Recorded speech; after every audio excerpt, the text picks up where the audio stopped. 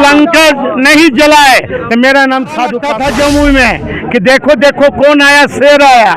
आज जमुई वाले अब नारा लगा रहे हैं कि देखो देखो गिदर भागा गिदर भागा। पासवान भाइयों से मैं अपील करूंगा कि चिराग आपका रक्षक नहीं, चिराग संविधान छोड़ने की बात करता हो।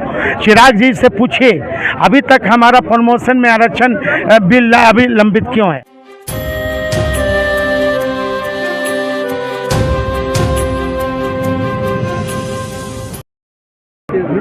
नमस्कार, आप देख रहे हैं कोसी कनेक्ट न्यूज। मैं हूं आपके साथ अमरदीप कुमार। देखिए, हमारे साथ जो शख्स हैं किसी परिचय के मोहताज नहीं है, चिराग पासवान के बहनोई साधु अनिल कुमार साधु जी हैं। साधु जी, आप मधेपुरा लोकसभा में चुनाव कैंपेनिंग में आए हुए हैं, क्या कहिएगा। बस जनता उत्साह है और एनडीए को उखाड़ फेंकेगी और निश्चित तौर पर जो 40 जीतने का दावा वो लोग कर रहे हैं, 40 में हम समझते हैं कि जनता इंडिया को मैंडेट देगी, इंडिया जीतेगी और अच्छी सीट से जीतेगी। आपके साले चिराग पासवान जी लगा मोदी जी के हनुमान बने हुए हैं, लगातार मोदी जी के बारे में प्रचार कर रहे हैं, क्या कहिएगा।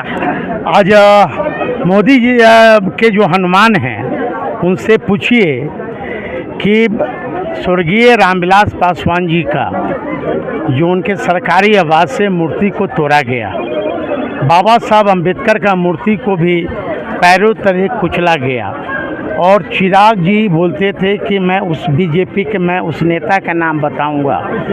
अभी तक 5-6 साल हो गए, अभी तक नेता का नाम नहीं बताया।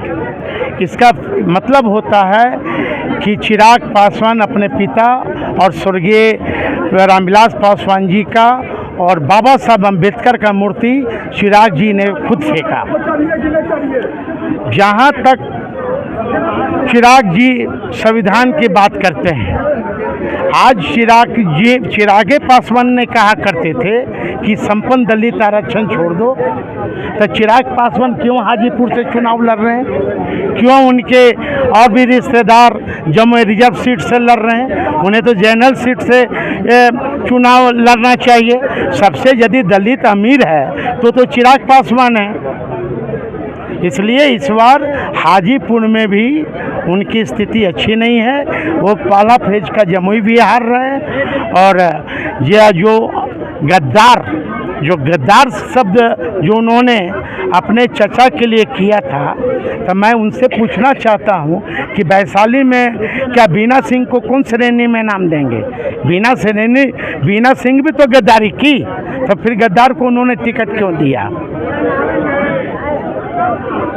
आप जो फोटो फेंकने वाली बात की है, कहीं चिराग पासवान कहीं सहानुभूति लेने का कोशिश नहीं की। देखिए, उस समय आम चुनाव होने वाले थे बिहार में और अभी तक चिराग जी ने बीजेपी का शीर्ष नेता का नाम नहीं बताया, तो इसका मतलब क्या है। फुटेज उन्होंने नहीं दिखाया, तो इसका मतलब क्या है। कहीं ना कहीं तो दाल में काला है।